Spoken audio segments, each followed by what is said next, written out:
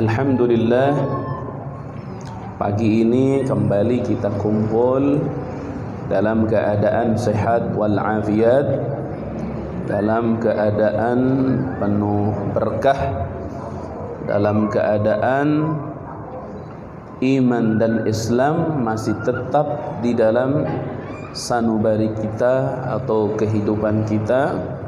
Tiada lain semua itu karena anugerah daripada Allah Subhanahu wa taala.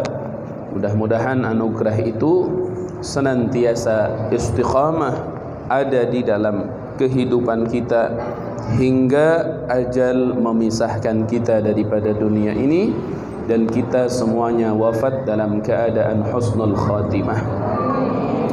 Ibu-ibu, ini masih musim-musim maulid. Sana maulid, sini maulid, sana maulid, sini maulid, Masya Allah. Namun juga secara aturan pemerintah masih COVID-19. Nah, di sini maksudnya ibu-ibu, kita ada dua hal. Satu, harus menjalankan perintah Allah. Kedua, harus menjalankan perintah pemerintah. Maka oleh sebab itu ibu-ibu, Ustadz menghimbau, jalankanlah maulid Nabi, jalankanlah pengajian-pengajian, namun protokolnya juga dijalankan supaya dunia dan akhiratnya ibu-ibu bisa tenang. Amin ya rabbal alamin. Nah, ibu-ibu, mungkin ibu-ibu ngerasa aneh, loh kok Ustadz sekarang tumben-tumbenan ikut protokol begini-begini. Kenapa Ustadz mau tumben-tumbenan? Biasanya agak beda-beda dikit. Tuh Ustadz nggak pakai cadar, apa? Tuh Ustadz nggak pakai masker. Gimana itu? Oh ibu-ibu, aturan dokter masker itu untuk yang sakit. Kalau yang sehat kayak saya nggak perlu pakai masker. Lah kau Ustadz tadi biar protokol kesehatan. Nah itu cakepnya ibu-ibu. Ibu-ibu udah istiqamah, udah lancar pakai masker. Kenapa nggak dirubah bahannya ibu-ibu dari katun? Akhirnya istiqamah pakai masker yang ada panjangannya dikit. Kan jadi cakep kelihatannya. Ibu-ibu mah nggak paham. Sudahlah, kita ganti pembahasan yang lain ya. Insyaallah mudah-mudahan ibu-ibu bisa istiqamah ya Bu ya, dalam segala bentuk ibadah yang diridai oleh Allah Subhanahu wa taala. Amin ya rabbal alamin. Baik. Ibu-ibu, ada satu hal yang luar biasa. Ada satu wanita, ibu-ibu, ini kejadian belum lama. Masih baru ibu-ibu. Wanita ini betul-betul istiqamah di dalam menjaga aurat dan di dalam menjaga dirinya agar tidak bersentuhan langsung dengan laki-laki yang bukan mahramnya. Sehingga wanita solehah ini ibu-ibu, Masya Allah, ini kejadian nyata. Dia kalau sakit nggak mau pergi ke dokter laki-laki, dia pengen ke dokter perempuan. Dan ini hukum di dalam fikih, kalau dokter perempuan ada, haram perempuan pergi ke dokter laki-laki. Kalau dokter perempuan ada, keahliannya juga ada dalam bentuk yang kita butuhkan, ibu-ibu, haram ibu-ibu berobat ke dokter laki-laki. Seperti sebaliknya, kaum laki-laki kalau dokter laki-laki ada, sesuai kebutuhan dalam pengobatan juga mumpuni, maka haram laki-laki ini datang ke dokter perempuan. Itu aturan dalam agama yang banyak dilupakan ibu-ibu, bahkan disepelekan, kecuali kalau perempuan mencari dokter perempuan dalam hal itu nggak ada, sulit, ada juga di Jawa Timur, wah ini bagaimana darurat, maka saat itu diizinkan perempuan berobat dengan dokter laki-laki dikarenakan darurat. Kira-kira jelas nggak ibu-ibu? Nah ini perempuan juga sama, ini yang solehah ini, dia nggak mau berobat kecuali kepada dokter perempuan, dia terus berjuang hingga ibu-ibu, lihatin ibu-ibu, kemuliaan yang selalu menjaga aurat, hingga akhirnya ibu-ibu wanita solehah ini hamil. Wanita solehah ini hamil. Kebetulan istrinya ustadz. Kalau ustadz kan kenceng jalanannya. Ya, kalau ustadz mah hamilnya baru brojol, anak pertama masih kecil, dia ibunya udah hamil lagi. Ibu-ibu nggak boleh buruk sangka, awas. Selalu ngomong deh, ustadz mah gawena naon deui atuh, gagabah. Nggak boleh ngomong begitu. Dosa itu, buruk sangka. Kalau ibu-ibu bertanya, ustadz kenapa sih begitu? Jawabannya satu, karena mereka faham agama, akhirnya mereka menjalankan agama. Gitu aja sudah. Ulah sok ngomong naon deui atuh gawena ustadz mah. Emang ustadz juga pengangguran, ustadz juga punya kerjaan, ya di rumah kerjaannya. Jadi ibu-ibu perempuan ini hamil, dibawa ke rumah sakit ibu-ibu. Masya Allah, diperiksa sama dokter perempuan yang tukang ngelahirin tuh, diperiksa.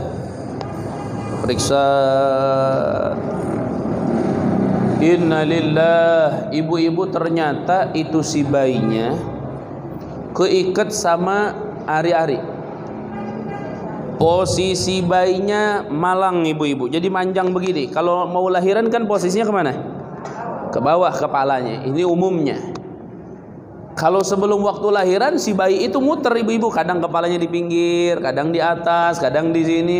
Makanya banyak orang-orang baru 6 bulan dicek ke dokter. Habis dicek ke dokter, wah ini berbahaya katanya, kepalanya di atas. Lewong baru 6 bulan, kepalanya di atas di pinggir, mau wajar karena dia hidup dan dia muter terus ibu-ibu. Sampai nanti ada seruan dari Allah datang ke rahim melalui malaikatnya, anikhruj, agar bayi itu segera keluar, maka posisinya dia kembali kepada posisi normal, kepalanya di bawah, seret muter. Makanya ibu-ibu, saya punya istri agak beda ibu-ibu, tanya ke istri. Kalau lagi hamil, mah periksa ke dokter yuk, periksa ke ini bidan yuk.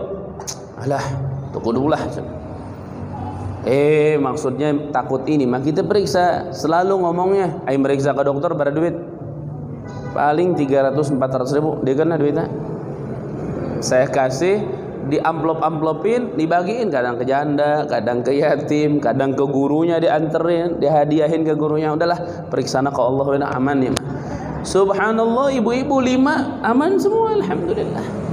Karena kita minta pengamanannya kepada sang pemilik yang sebenarnya, yaitu Allah Subhanahu wa ta'ala.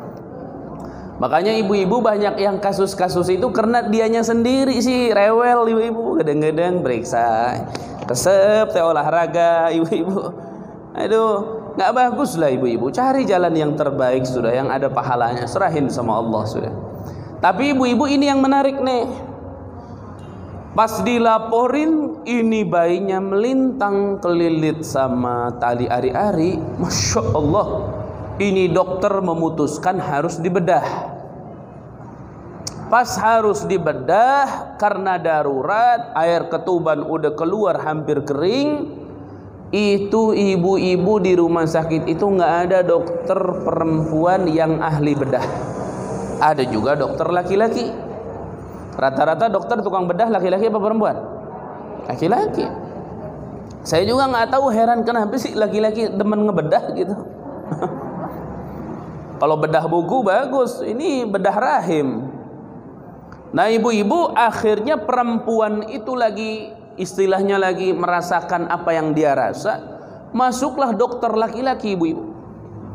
Masuk dokter laki-laki itu perempuan solehah, nggak pikir-pikir panjang, dia langsung nutupin rambutnya karena terbuka rambutnya, ditutupin rambutnya pakai kerudung dia. Sampai akhirnya si perempuan ini ngomong, perawat, itu laki-laki siapa kok masuk ke ruangan ini? Itu dokter, katanya di sini nggak ada yang bisa bedah kecuali dokter ini. Langsung beliau minta agar dokter itu keluar, ganti dengan dokter perempuan. Lo nggak ada di sini, akhirnya nggak mau. Dipaksa mau dibedah sama dokter laki-laki, perempuan nggak mau, akhirnya kenceng-kencengan suara, akhirnya dokter sama perawatnya, udahlah tinggalin dulu lah, biarin dia nanti ngerasain sesuatu pasti minta tolong sama kita. Keluar dokter sama perawatnya, ditinggalin dia sendiri.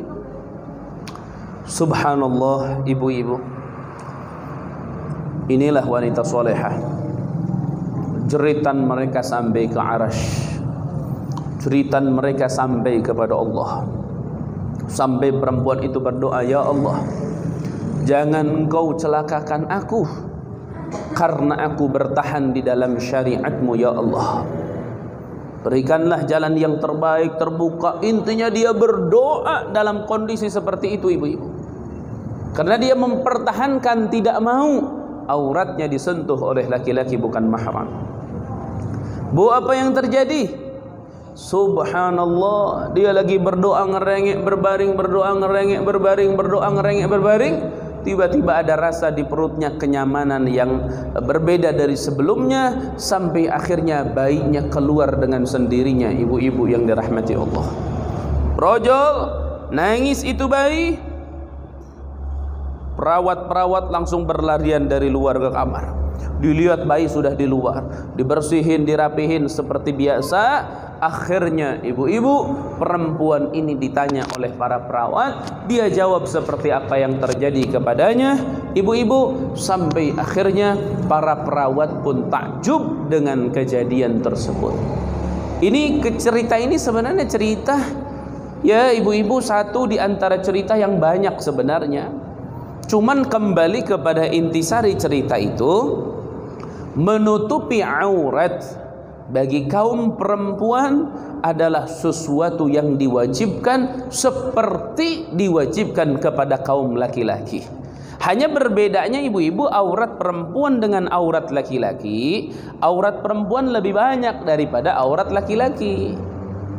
Perempuan hidup dengan perempuan lagi, baik keluarganya ataupun orang lain, batasan auratnya berbeda dengan aurat perempuan saat berjumpa dengan laki-laki yang bukan mahramnya, dan berbeda dengan aurat perempuan saat dia sedang menghadap Allah Subhanahu wa ta'ala. Beda ibu-ibu. Makanya ibu-ibu yang dirahmati oleh Allah, perempuan dengan perempuan auratnya itu antara naon ieu teh ngaranna teh?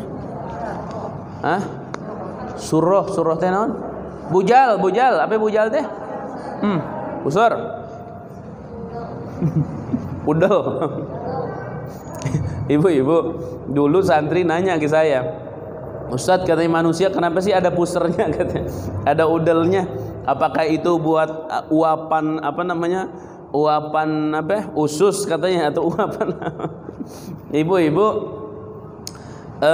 puser ini sebenarnya dulu manusia nggak ada pusernya. Nabi Adam diciptakan oleh Allah nggak ada pusernya, ibu-ibu, nggak ada pusernya. Cuman setan itu saat Nabi Adam jasadnya belum dimasukkan ruh, tuh setan sering bolak-balik di dalam jasadnya Nabi Adam, bolak-balik, sampai ketahuan dia nggak keluar lewat mulut, dia nggak keluar lewat lubang belakang, bikin lubang baru di tengah, dibolongin. Udah dibolongin, dia ngejek-ngejek ibu-ibu, dikencingin tuh bekas bolongnya. Habis dikencingin ibu-ibu, diambillah oleh malaikat, dikeduk pas di tengah itu, makanya jadi bolong kayak begini. Ini namanya puser tuh. Nah ini kan tanahnya yang bercampur sama air kencingnya setan, dibuang akhirnya ibu-ibu. Udah dibuang ibu-ibu, jadilah dari tanah tersebut dua perkara. Satu anjing, kedua pohon tembakau.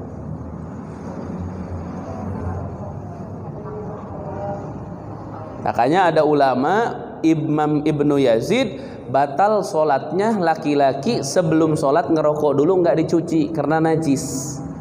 Dalam fatwa Imam Ibnu Yazid, bukan kata Ustadz Buhi, bukan. Ini pembahasan ulama-ulama dulu. Hanya ibu-ibu yang ngerokok itu nyodotan caiki isaha. Yuk sampai keluar deh, tukang ojek ngadengin. Tapi biarinlah ibu-ibu, hukumnya sudah jelas para ulama. Yang suka rokok silahkan, yang tidak juga silahkan. Yang penting saya sampai mati tidak akan pernah mencintainya, karena cinta saya di dunia ini, di rumah, hanya untuk istri saya seorang. Gak bisa saya bagi dua buat rokok, gak bisa. Ya Bu ya, paham ibu-ibu? Jadi sepahamnya yang mana nih? Yang hamil apa yang mana nih? Yang aurat ya. Jadi auratnya di mana? Perempuan dengan perempuan auratnya antara pusar sampai dengkul, tuur.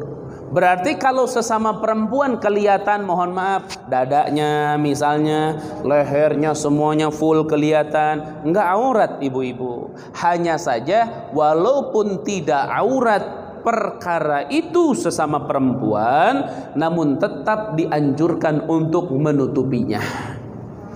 Dianjurkan tetap. Misalnya mohon maaf, ibu-ibu sama ibu-ibu lagi pada di rumahnya, misalnya dibuka aja kaos semuanya, pakai daleman doang misalnya, tapi di bawah mah ditutup ibu-ibu. Di bawah mah ini dari pusar ke dengkul ditutup, cuman ini dibuka, enggak haram benar, enggak aurat ibu-ibu, enggak. Tapi ibu-ibu dianjurkan di dalam agama tetap untuk ditutup agar tidak terjadi fitnah.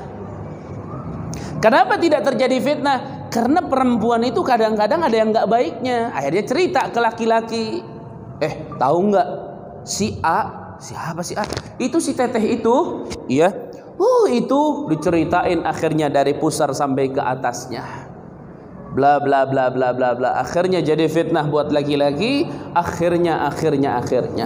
Makanya sekalipun itu bukan aurat, tidak wajib ditutup sesama perempuan lagi, namun dianjurkan untuk ditutup sebagai amanat dan ihtiyat, kehati-hatian. Kira-kira jelas nih ibu-ibu? Tutup tuh. Tutup aurat itu ibu. Bukan aurat tapi harus ditutup. Makanya ibu-ibu, kalau ada perempuan masuk di WC umum berbarengan ibu-ibu, itu kelihatan auratnya, dosa sama. Nggak boleh mentang-mentang cewek sama cewek. Di kolam renang misalnya khusus cewek sama cewek, akhirnya main buka-buka aja. Hati-hati. Hati-hati, dosa teka rasa ibu-ibu. Hati-hati ibu-ibu. Ustaz, pan kumaha meureun darurat eta teh ka WC. Enggak ada darurat, tutup aurat. Lah Ustaz, kalau ditutup kan mandi enggak bebas, pakai basah-basahan. Sarung. Tutupin. Sarungnya yang tipis. Jadi saat mandi itu sabun tetap tembus ke dalam, tetap semuanya berjalan lancar. Jadi hati-hati ibu-ibu tuh. Tuh. Ini aurat perempuan dengan perempuan. Kalau auratnya perempuan di dalam sholat bagaimana?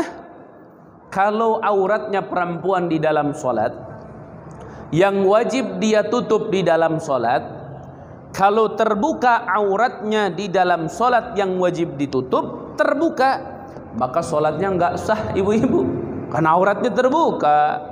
Dalam syariat diwajibkan sholat itu syaratnya satrul aurati, menutupi aurat. Wajib ditutup dia punya aurat. Kalau terbuka seperti laki-laki juga sama, sholatnya batal ibu-ibu. Tutup. Mana auratnya perempuan di dalam sholat?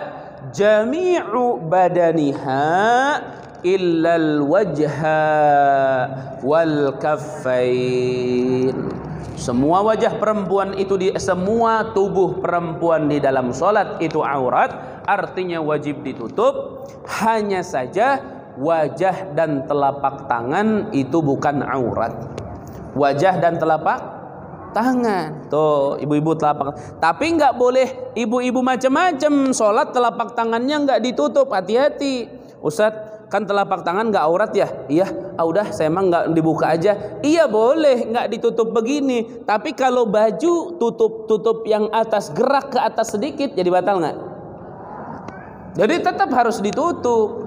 Harus ditutupnya telapak tangan bukan karena wajib itu sebagai aurat di dalam sholat, namun karena kehati-hatian agar tidak mudahnya dibuka telapak tangan akhirnya memudahkan terbukanya di atas telapak tangan, yaitu lengan bawahnya. Jadi hati-hati, jangan sampai di ngepresin di sini ibu-ibu, mentang-mentang ini nggak wajib ditutup ibu-ibu, akhirnya dipresin di sini pakai mukena. Nanti kalau lagi begini ada gerakan tuh, kebuka secuil aja, maka sholatnya tidak sah. Faham nggak ibu-ibu? Faham nggak ibu-ibu? Makanya nih, ada 3 perkara. Ada 3 perkara ibu-ibu manusia itu perempuan.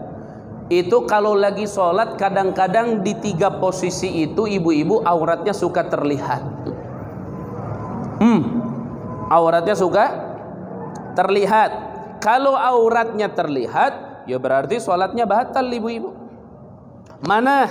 Yang pertama, bawahan mukena kadang-kadang dari ujung kakinya itu lebihnya itu sangat pendek.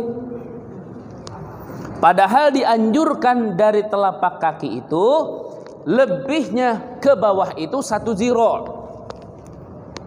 Berarti 1 ziro itu setengah meter ibu-ibu. Dianjurkan setengah meter tuh lebihnya. Ibu-ibu punya mukena lebihnya berapa? 10 cm. Wah, 20 cm. Karena pada saat ibu-ibu sujud itu akan tertarik, mohon maaf, oleh bokong ibu-ibu, tertarik oleh belakang ibu-ibu, ujungnya dia akan sedikit ngangkat. Itu kalau kelihatan ininya batal. Batal ibu-ibu kalau kelihatan. 1 tuh. Makanya kalau punya mukena kebetulan umpama bawahannya agak pendek ibu-ibu, datang ke tukang jahit, sambung ke bawah. Atau Ustadz nggak bisa disambung, Ustadz ini kalau disambung nggak bagus Ustadz. Oh berarti jangan dipas di sini, naruh ikatannya karetnya agak di bawah di sini. Jadi ibu-ibu pakai gamis di dalam, pakai apa yang baju tipis itu apa namanya? Apa? Baju perempuan yang tipis, yang buat di rumah apa? Abaya, abaya apa? Daster. Jadi ibu-ibu pakai daster agar pengaman untuk aurat perut dan lain nggak kebawahin. Ininya biar panjang. Kenapa? Karena kalau terlalu pendek ibu-ibu lebih daripada kakinya, itu membahayakan dengan terbukanya aurat kaki. Ini yang pertama. Yang kedua, ibu-ibu terlalu merasa bebasnya perempuan ngangkatin tangan, sementara tangannya atau dalamnya tidak pakai baju panjang. Akhirnya ngangkatin tangan pakai mukena terlalu bebas. Kelihatan tuh dari bawah sini, kalau ada kamera kelihatan gerakannya. Ini juga bisa menyebabkan aurat terlihat. Contoh ibu-ibu misalnya tuh, mohon maaf. Nih. Biar Ustadz kasih contoh sedikit. Ini ibu-ibu misalnya nggak pakai apa? Nggak pakai lengan panjang. Nih. Akhirnya ibu-ibu mukenanya seperti ini. Tuh kan nutup nggak bu? Nutup kan? Ibu-ibu geraknya kayak laki-laki, terlalu bebas. Allah, liatin. Liatin, kelihatan nggak? Allahu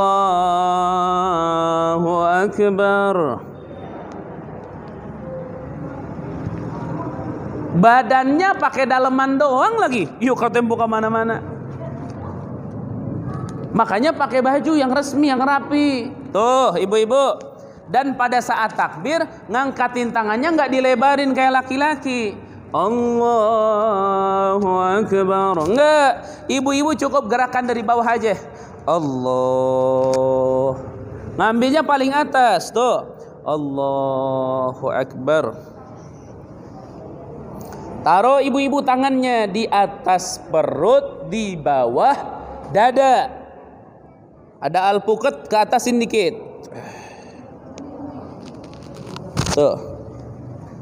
Tuh ibu-ibu. Jadi hati-hati pas gerak. Kadang-kadang pada saat ruku'. Pada saat ruku' juga suka ada yang tangannya Allah.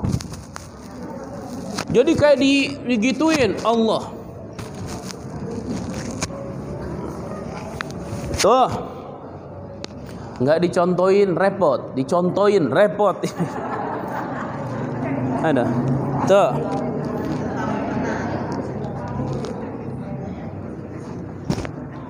Ya. Tuh, ibu-ibu. Sami'allahu liman. Tuh, tangannya langsung ketemu di sini. Jangan ngangkatin yang di sini. Sami'allah. Ini. Ini yang ibu-ibu. Mohon maaf ibu-ibu.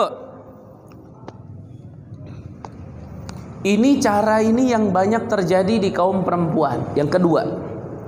Dan yang ketiga banyak terjadi di kaum perempuan adalah terkait menutupi wajah. Ini nutupi wajah juga ibu-ibu mohon maaf. Kalau ibu-ibu di luar sholat masih oke, tapi kalau sudah di dalam sholat itu berbahaya. Apa bu? Di antara ujung tenggorokan sampai ujungnya dagu itu ada daging di sini, kulit. Ini di dalam sholat aurat ibu-ibu ini harus ditutup. Makanya pakai mukena. Kalau pakai mukenanya seperti ini ibu-ibu itu berbahaya. Walaupun kata ulama lain ada pendapat katanya, tapi saya belum menemukannya. Tuh, nah, mukena tuh di sini. Nah, ini aurat. Harusnya gimana? Harusnya mukenanya yang terbaik dilebihin kemari. Tuh. Ini nggak wajib ditutup ibu-ibu karena ini dagu, nggak wajib ditutup. Cuman untuk pengamanan ke area bawah agar yakin, maka ibu-ibu tutuplah. Tuh.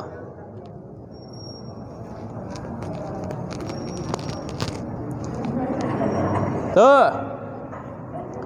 Ibu-ibu lihat dulu biar jelas. Tuh. Cantik nggak? Kayak landak. Tuh ibu-ibu liatin. Ini Neng Muhyi. Tuh. Jadi ini ditutup ibu-ibu tuh. Nah, ini aman udah. Toh ibu-ibu juga kalau Ustadz perasaan kagok amat nutup begitu. Sholat mah sebentar nggak lama. Ini lebih bagus ibu-ibu. Tapi hati-hati. Tuh kayak saya ditekenin begini, akhirnya jenggotnya pada keluar tuh. Maksudnya kalau ibu-ibu berjenggot keluar batal juga. Hati-hati tuh. Sini tuh ibu-ibu. Pakai. Jadi Allahu Akbar. Ustadz kalau begitu perasaan baca makhraj Fatihah nggak jelas, jelasin aja. Makanya pakai di sininya ada karetnya juga. Jadi pada saat ada karetnya, kemari itu tidak terlalu menekan dagu, tapi dia bebas ibu-ibu dengan gerakan gerham saat baca Fatihah, dan dia tidak terlalu bikin kagok kita punya mulut untuk baca Fatihah. Jadi itu ibu-ibu. Makanya ibu-ibu kalau beli mukena yang modelnya tidak begitu, tambahin. Toh itu perkara kecil, itu perkara gampang dan perkara sepele. Makanya ibu-ibu, ibu-ibu mohon maaf, itu di 3 titik itu ibu-ibu perempuan terkadang lengah. Jadi Ustadz sebagai saudara ibu-ibu harus ngingetin di titik itu hati-hati. Kenapa? Karena titik itu yang banyak terjadi, akhirnya sholatnya nggak sah. Mengira perempuan sudah sholat padahal sholatnya nggak sah. Makanya Allah Subhanahu wa taala dalam surat Kahfi itu menceritakan tentang alladzina yadhunnuna annahum yuhsinuna sun'a. Dikabarkan Nabi Muhammad oleh Allah tentang orang-orang yang merugi di akhirat. Siapa? Di antaranya adalah orang-orang yang mereka mengira sudah beribadah, tapi ibadahnya tidak sah, tidak diterima. Kenapa? Karena syarat-syaratnya ditinggalkan, larangan-larangannya dijalankan, akhirnya ibadahnya bagus. Seperti apa? Nutupi aurat. Nah itu hati-hati ibu-ibu. Bu, ibu-ibu kalau sujud kakinya kemana? Itu hati-hati, kaki jangan terlalu dijeberin ke belakang, rapetin gini nih. Allahu Akbar. Ibu-ibu ngajegang tong. Jangan.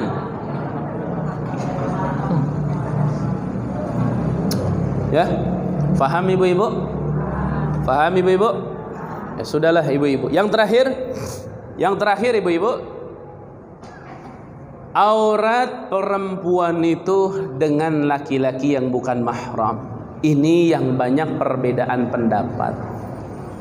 Pendapat yang pertama ibu-ibu,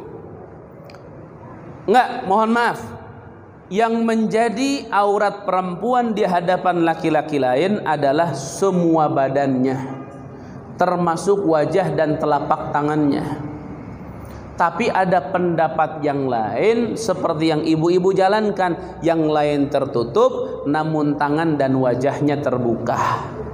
Makanya ibu-ibu mohon maaf, yang terbagus perempuan itu sebenarnya, ya kita ibu-ibu gini nih, kalau ibu-ibu ngaji bab begini, kemudian ibu-ibu misalnya, aduh Ustadz saya belum begitu lagi, Ustadz nyindir lagi, saya kan jadi kesindir nih. Bukan begitu. Kalau ngaji bukan untuk kesindir dan disindir. Kalau ibu-ibu melakukan kesalahan dan belum bisa berubah, akui dulu itu salah kita. Karena paling mulianya manusia itu saat dia bersalah dia mengakuinya. Di antara yang bersalah itu kan orang-orang hina, namun ada yang bersalah dia masih tetap dapat kemuliaan apa? Saat dia jatuh dalam kesalahan, dia mengakui kesalahannya kepada Allah. Nah ibu-ibu, makanya yang terbaik kalau keluar kemana-mana itu sebenarnya satu, pakaiannya tertutup rapi sampai ke bawah menggunakan baju kamis. Yang kedua, pakai kerudung yang rapi, terserah mau kerudung tsunami, mau kerudung corona, mau kerudung sekarang ada kerudung corona, udah ada kerudung corona ada.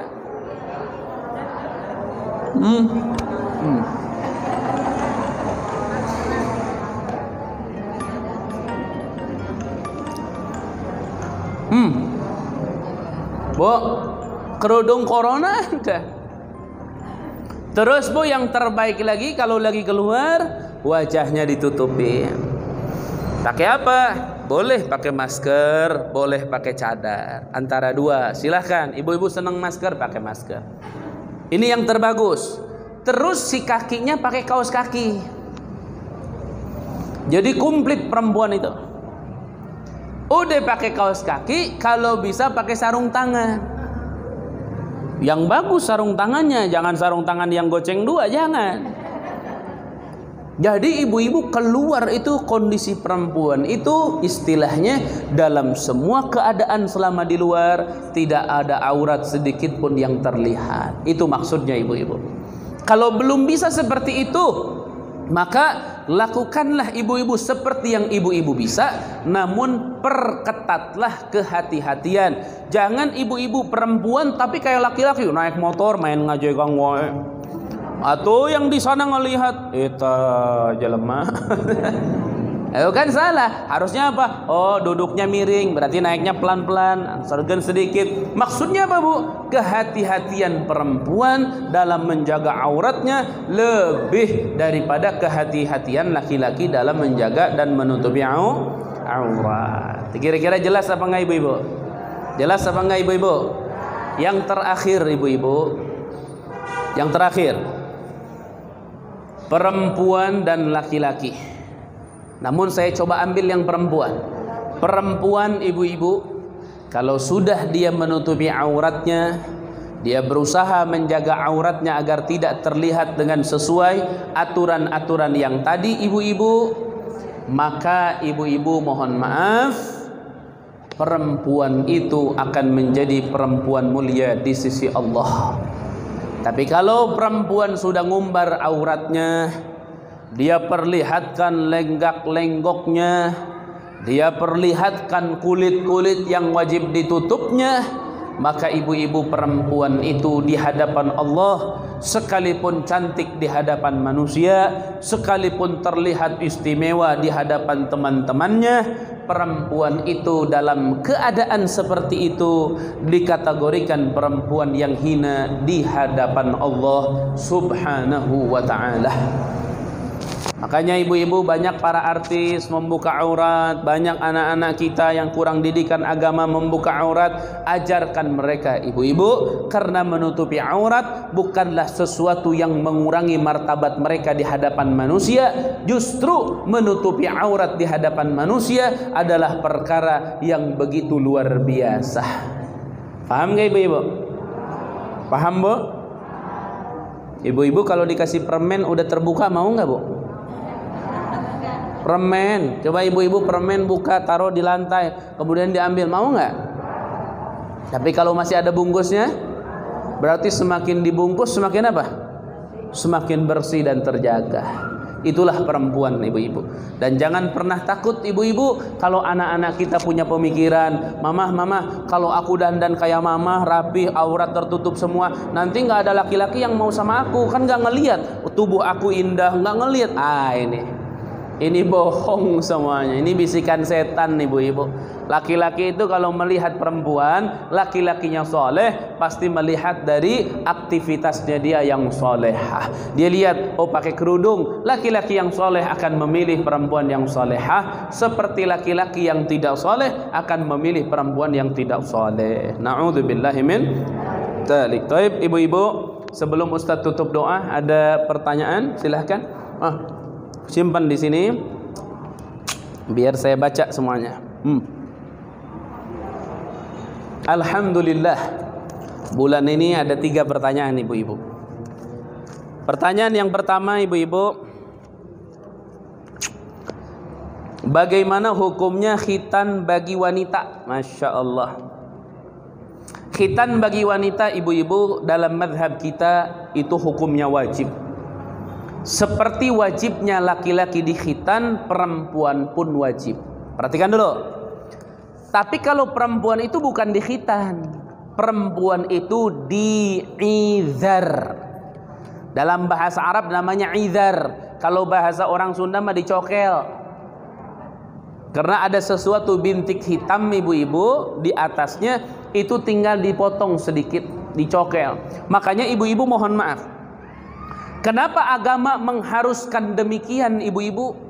Walaupun ada pendapat lain mengatakan enggak wajib tapi sunnat, namun kita lebih mengambil pendapat yang wajib. Kenapa?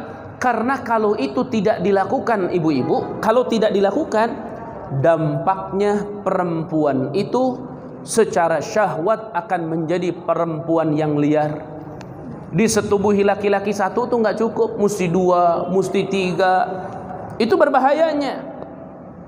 Makanya orang-orang di seberang sana yang tidak melakukan itu ibu-ibu, mereka begitu mudah untuk melakukan perzinahan karena tidak menemukan kepuasan yang pas menurut mereka di dalam melakukan hubungan tersebut. Seperti sebaliknya, kalau nyokelnya terlalu gede ibu-ibu, itu perempuan lemah syahwatnya. Lemah syahwatnya, baru dipegang laki-laki, ngesan ngesan. Makanya ada ahlinya itu supaya betul-betul ngepas. Paham ibu-ibu? Yang kedua, bagaimana tata cara sholat sunat isyraq? Waktunya ada syaratnya. Sholat subuh harus berjamaah, tidak putus-putus berzikir dari subuh sampai waktu isyraq. Sebenarnya ibu-ibu, sholat isyraq itu adalah sholat yang disunnatkan. Sholat isyraq adalah sholat yang disunnatkan ibu-ibu. Sholat isyraq itu yang disunatkan. Itu sholat isyraq secara sendirinya, tidak disyaratkan harus subuh berjamaah, tidak disyaratkan harus zikir dulu sampai isyraq, tidak disyaratkan. Sholat isyraq adalah sholat sendiri, sholat sunat. Waktunya kapan? Saat munculnya matahari. Dan isyraq saat ini ibu-ibu, mana ini? Imsak, subuh, duhur, asar, maghrib, isya. Mana isyraqnya? Oh, nggak ada di sini isyraqnya. Saat ini isyraq sekitar jam 5.27-an lah. 5.25. Iya. Kalau di jam kita sekitar 5.27 ibu-ibu. Nah ibu-ibu, punten. Pada saat isyraq itu terjadi, di situ sunat, sholat sunat. Nah Ustadz, tapi ada hadis menerangkan tentang subuh berjamaah kemudian zikir sampai waktu Isra. Oh iya, itu mah kelebihan tersendiri, keutamaan tersendiri saat sholat itu dijalankan dengan sholat subuh berjamaah. Kalau ibu-ibu nggak usah ngejar berjamaah, sendiri di rumah nggak apa-apa, tepat waktu. Namun di tempat sholatnya itu duduk sampai waktu isyraq, berzikir kepada Allah, tadarus Al-Quran, beres itu sholatlah isyraq 2 rakaat. Itu Nabi sampaikan yang melakukan itu mereka adalah orang-orang yang mendapatkan pahala haji dan umroh dengan sangat sempurna. Kalau umpama sebelum waktu isyraq pengen ke toilet nih, lagi zikir enak-enak, ya Allah ini pengen ke toilet, berangkat tidak apa-apa karena itu perkara udzur dan diudzurkan di dalam syariat. Tapi di toiletnya jangan sambil nyanyi. Pertanyaan selanjutnya, Ustadz, ada yang mau bertanya. Katanya kalau suaminya sudah meninggal, apakah warisannya harus segera dibagikan apa tidak? Ibu-ibu, tanpa membahas masalah ini, maksudnya apa? Nggak usah nyontoin masalah suami atau bapak atau siapa, nggak usah.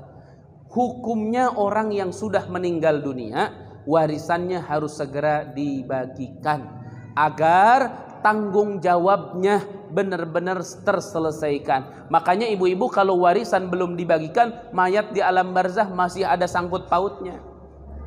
Artinya masih ada sangkut paut secara hak ibu-ibu, hak yang belum terselesaikan. Makanya ibu-ibu, harta yang ibu-ibu makan, gunakan, itu akan menjadi kotoran. Harta yang ibu-ibu kumpulkan akhirnya ibu-ibu mati, itu akan menjadi persengketaan. Ahli waris kalau tidak rapi kan berbahaya. Ibu-ibu, harta yang diinfakkan itulah harta yang akan kekal abadi bersama kita.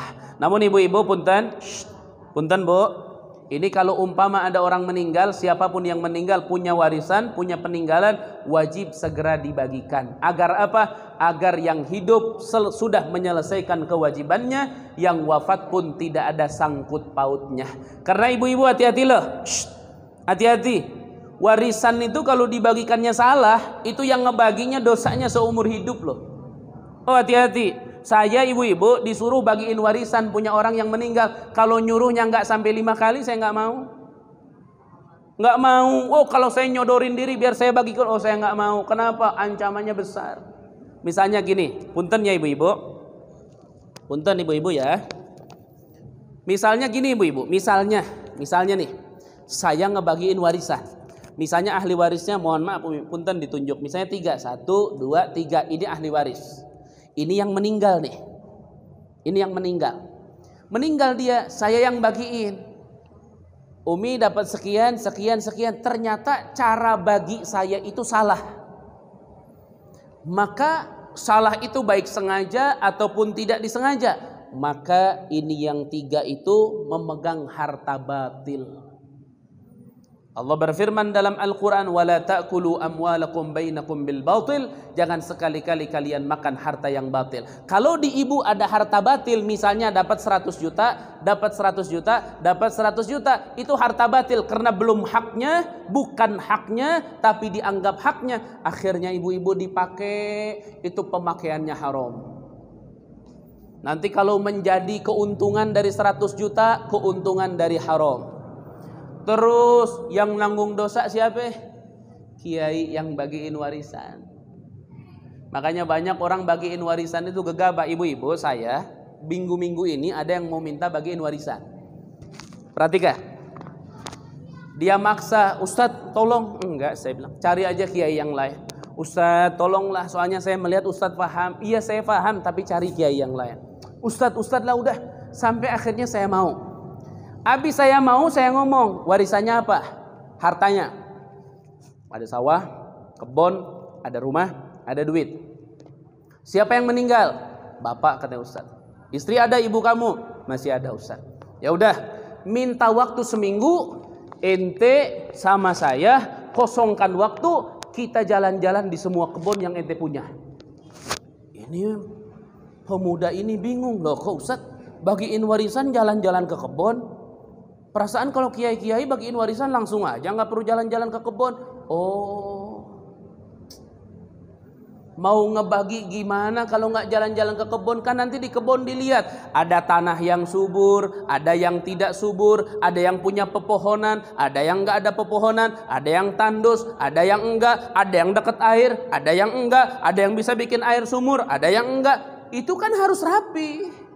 Makanya dalam pembagian itu ada kismatul ifroz, ada kismatul ta'dil. Ini bukan hal sepele, buka Google berapa sih bagiannya, sekian persen. Itu mah perkara paling mudah. Ibu-ibu, kalau saya bagi misalnya nih, mohon maaf, 2 aja. Ini dapat sekotak 100 meter, ini dapat sekotak 100 meter. Yang ini airnya subur, yang ini enggak, saya dosa. Gegabah, yang ini 100 meter banyak batunya, yang ini enggak ada batunya, saya dosa.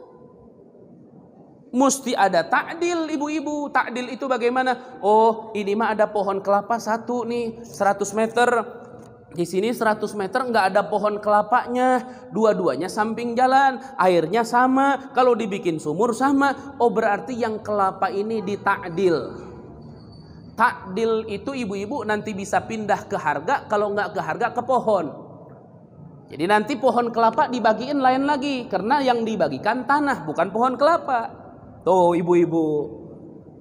Nanti gimana kalau buahnya di atas ada 10? Itu buat siapa yang 10? Ibu-ibu jangan gegabah bagi warisan main ceplok-ceplok aja. Makanya saya mah demi Allah ibu-ibu, saya mengharamkan diri nawarkan ke orang, biar saya yang bagiin. Enggak ibu. Bukan takut, bukan enggak berani. Karena menawarkan diri itu sifat yang tidak bagus ibu. Akhirnya ibu-ibu si pemuda ini gara-gara saya ngomong begitu akhirnya nggak jadi. Ustadz waktunya, ya sudah terserah. Kenapa? Karena cara ngebagi emang harus begitu. Nanti sambil saya jalan, saya harus bawa 1 orang menggandeng yang paham harga. Berapa harga tanah, berapa harga rumah. Kenapa? Karena nanti ada perkara yang tidak bisa dibagikan. Itu kembalinya kepada harga. Siapa yang menentukan harga? Ahlinya. Ada perkara nggak bisa dibagikan. Kalau dibagikan manfaatnya bakalan hilang. Contoh, ahli waris ninggalin golok 1, itu warisan.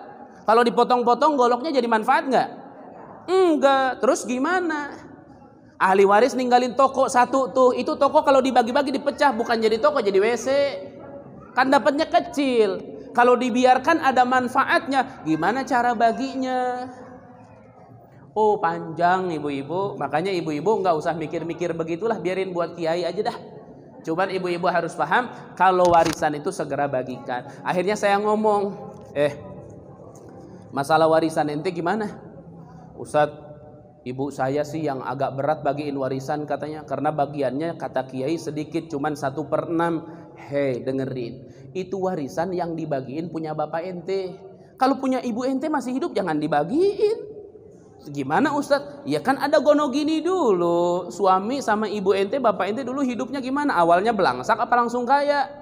Bawa modal apa enggak? Dibagi dulu. Ini haknya istri sekian, ini haknya suami sekian. Nah yang dibagi itu haknya adalah ibu-ibu. Nanti kalau mau Bu, insya Allah bulan depan saya mau bahas tentang warisan. Nanti siapin di sini papan tulis kecil, atau enggak usah lah. Nanti saya bahas tentang warisan, kemana harta peninggalan harus digunakan dan bagaimana. Nanti saya bahas. Oh ibu-ibu sebentar lagi.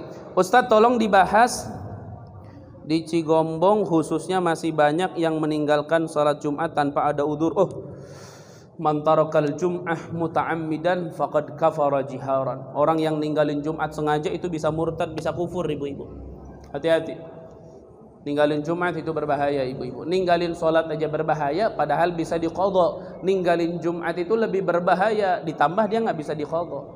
Dia diqadhanya dengan sholat zuhur ibu-ibu. Namun ini agak panjang, nanti insya Allah akan saya bahas ibu-ibu. Ibu-ibu, Ustadz, semua ibu-ibu pengen sehat. Saya ikut senam jantung.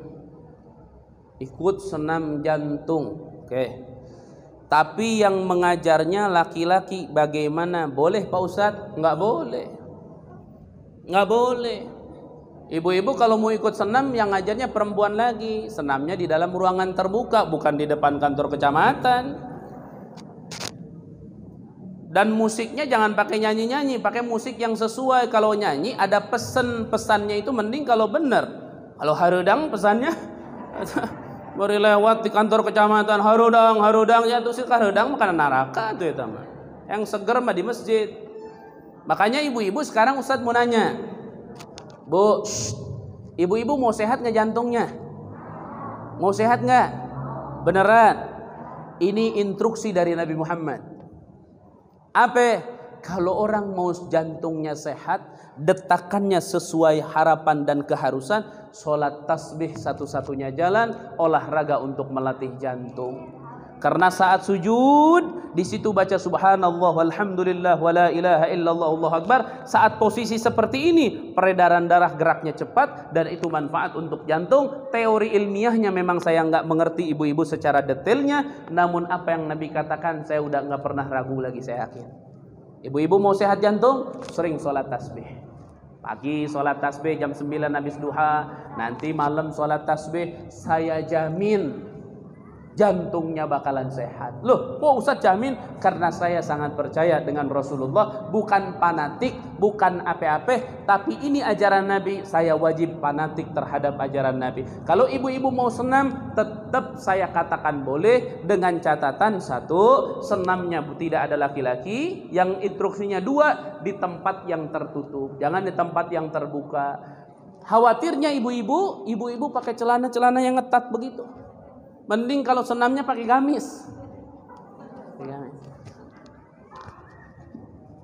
Mending ini senam pakai celana ngetat segini gaya. Ibu-ibu bukan gaya, ibu-ibu. Itu perilaku ahli neraka. Artinya kalau tidak tobat bakalan masuk neraka. Kalau ada orang bilang, udahlah saya mah kepalang ahli neraka. Hati-hati. Ucapanmu akan menyengsarakanmu. Maka yang terbaik, janganlah engkau menganggap itu ancaman dari Allah, melainkan itu teguran dari Allah karena bentuk kasih sayangnya Allah kepada kita sebagai hamba-hambanya. Makanya ibu-ibu, tempo hari saya pernah lewat di gang kecamatan tuh, di kecamatannya sampai saya waktu itu nanyain siapa ketua MUI-nya. Saya ingin itu tolong kalau bisa jangan sampai hari Jumat. Orang hari mulia buat ibadah dipakai joget sampai jam 9. Iya olahraga, iya betul riyadhah, betul kesehatan. Saya nggak pungkiri hal itu, tapi jangan sampai kita orang Islam menghinakan waktu-waktu yang mulia dengan perilaku yang hina. Ya kan pakai celana ngetat sampai saya ke kecamatan ada perlu. Ini kok orang ganggu-ganggu begini sih, orang sampai nunggu yang punya kepentingan, nunggu beres apa? Begini-begini. Sampai jam 9, saya bilang olahraga ini nggak kesiangan sampai jam 9. Orang banyak keperluan harus nunggu, saya lihat ada bapak-bapak duduk, ada ini, zalim tuh orang, hati-hati. Makanya subhanallah ini mumpung Pak Camat juga mudah-mudahan dengar, insyaallah saya pengen minta nomor HP-nya, karena Pak Basrawi udah pensiun katanya. Jadi yang udah-udah kalau ada sesuatu saya WA ke Camat, tolonglah itu jangan begitu. Kenapa? Kewajiban kita bersama ibu-ibu. Ya, makanya ibu-ibu jaga kita punya agama, jaga kita punya syariat, jangan syariat dicampur aduk dengan hobi masing-masing.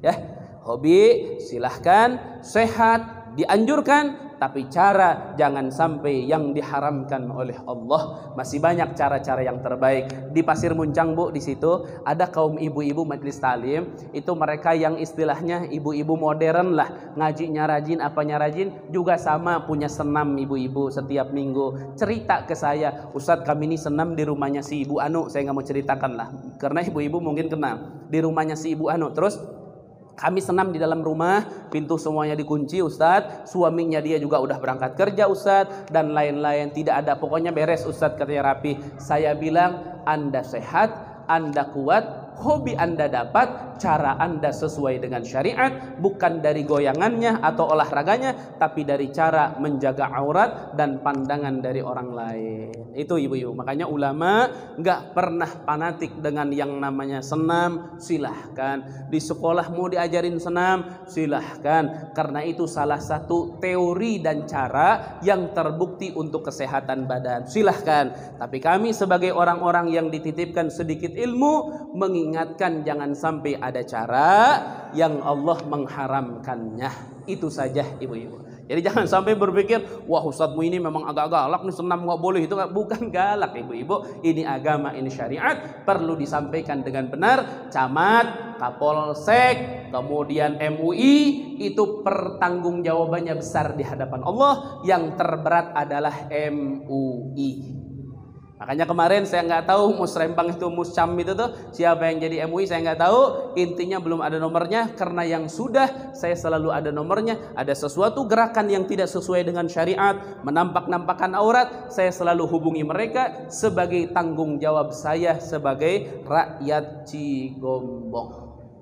Jelas nggak ibu-ibu? Ayolah bareng-bareng kita bangun Cigombong yang penuh dengan khidmat dan penuh dengan taat kepada Allah Subhanahu wa taala. Amin ya rabbal alamin. Taib. Ibu-ibu, karena pertanyaan sudah habis, mari kita tutup dengan doa. Hanya ibu-ibu ya, saya kelupaan. Insyaallah ibu-ibu tanggal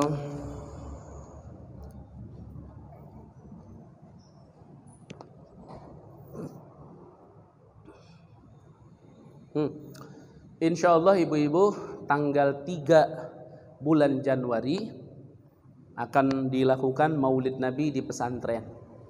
Hari Minggu jam 8 sampai jam 11. Ibu-ibu nanti ruangannya di lapangan di bawah dekat kolam, sama di atas kolam, sama di tempat perempuan. Di Kampung Cipetir ibu-ibu. Mudah-mudahan semuanya bisa hadir, dan acaranya umum, laki-laki dan perempuan digabung waktunya, tapi tempatnya dan segala-galanya dipisahkan ya Bu ya. Nanti perempuan mah di jalan sama di masjid, dan ini acara biasa saja ibu-ibu, saya tidak mengundang banyak.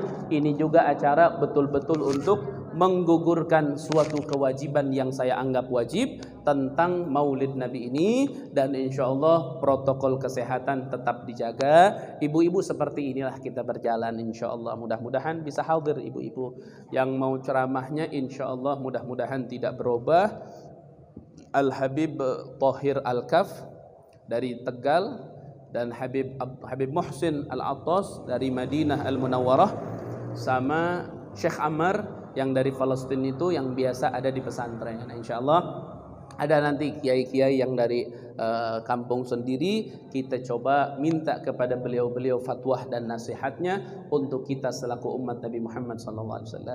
Jadi nanti perempuan di bawah, ustazah-ustazahnya nanti di bawah, syarifah-syarifahnya nanti ada tempatnya di bawah, laki-laki di atas, karena tempatnya saya buat luas untuk menjaga protokol kesehatan juga ibu-ibu, supaya semuanya berjalan lancar ibu-ibu. Jadi insya Allah tanggal 3 Januari dicoretin ibu-ibu, jangan jalan-jalan dulu ke Jenggel ibu-ibu, hadir dulu ke sana. Insya Allah jam 8 sampai jam 11, dan insya Allah nanti ke Umi Haji Pipi saya akan sampaikan undangannya secara resmi insya Allah. Kemudian ibu-ibu doakan di pesantren ini ibu-ibu, tahapan sekarang pembangunan kobong yang pelan-pelan ini terus berjalan ibu-ibu. Insya Allah dalam masa dekat pun kobong laki-laki ditambah 2 kamar ibu-ibu. Dan itu perjalanan perjuangan kita selaku umat Nabi Muhammad, karena saya mengajak ibu-ibu selalu saya bersama.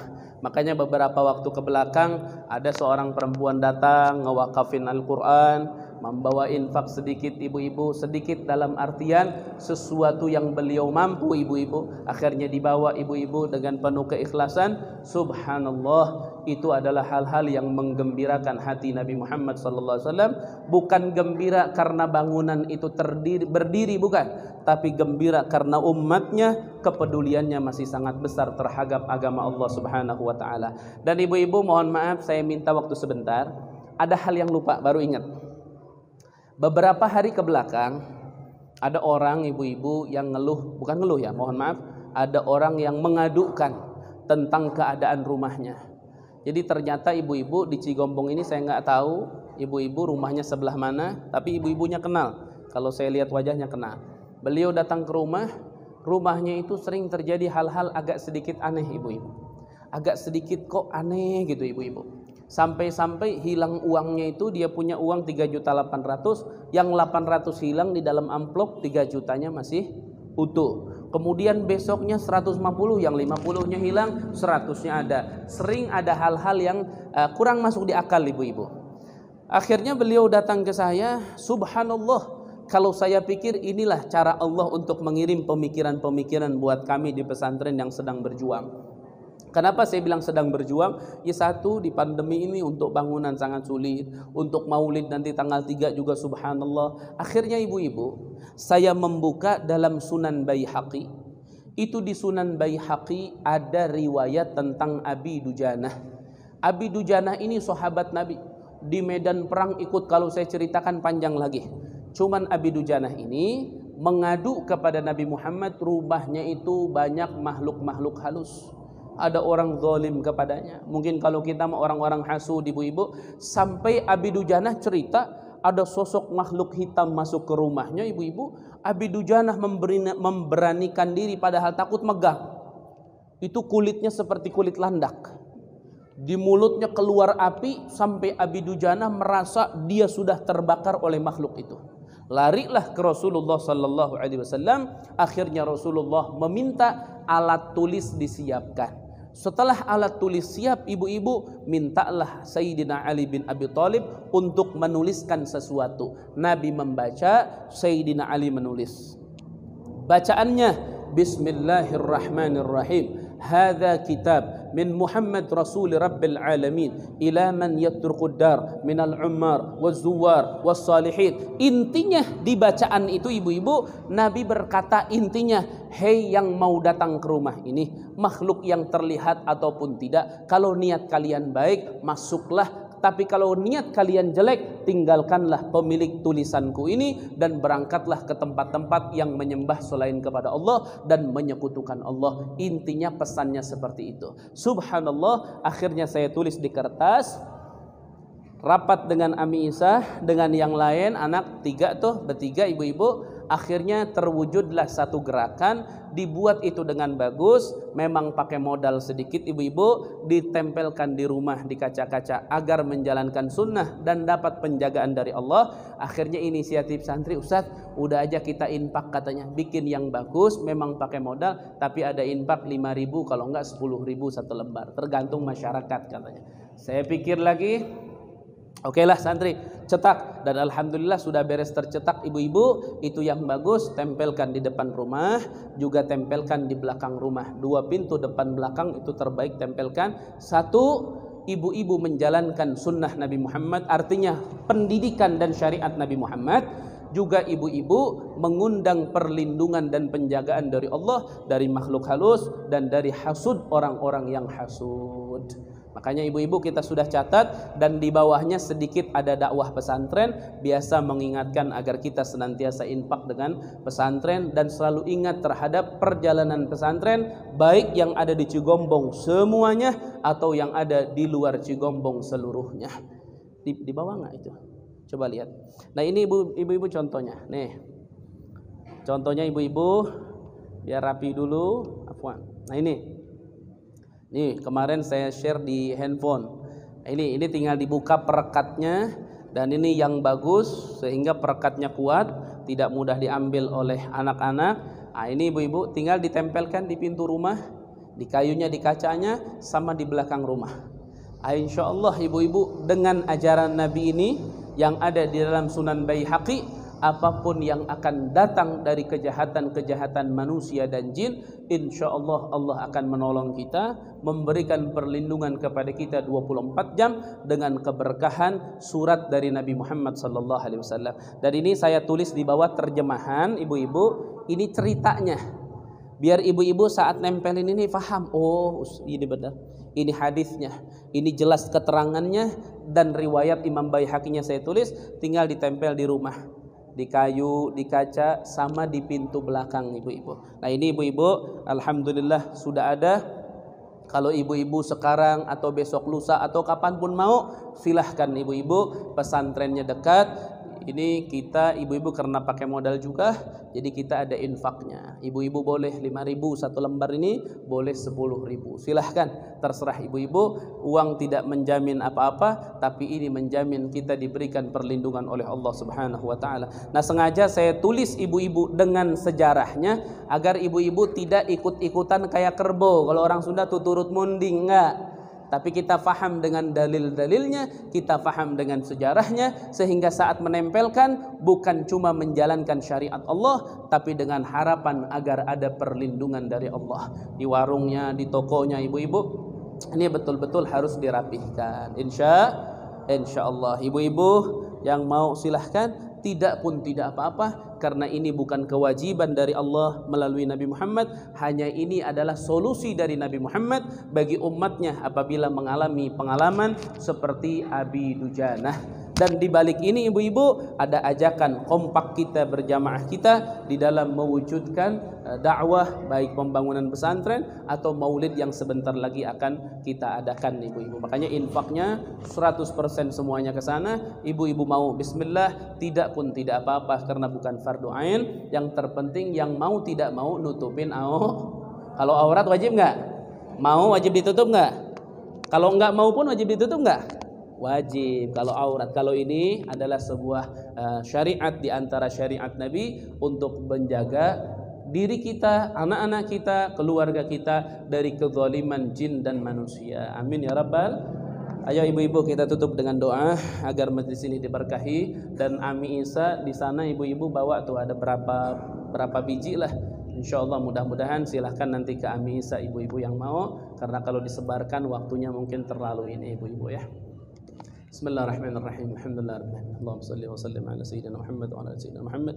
Allahumma arzuqna ilman nafi'a warzuqna fahman wasi'a warzuqna qalban khashi'a warzuqna rizqan halalan tayyiban wasi'a bila hisab wa la 'itab wa la ta'ab wa la nasab bi rahmatika ya arhamar rahimin.